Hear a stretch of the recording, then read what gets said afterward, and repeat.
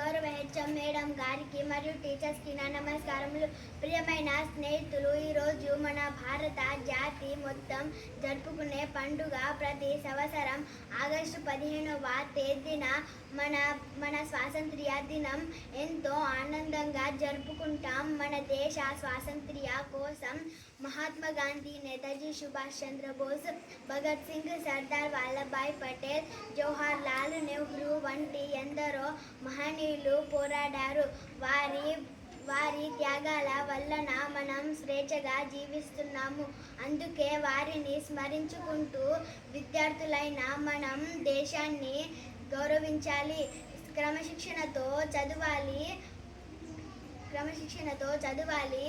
మంచి పౌరుడుగా ఎదగాలి, గురువులకు, తల్లిదండ్రులకు మంచి పేరు తీసుకురావాలి.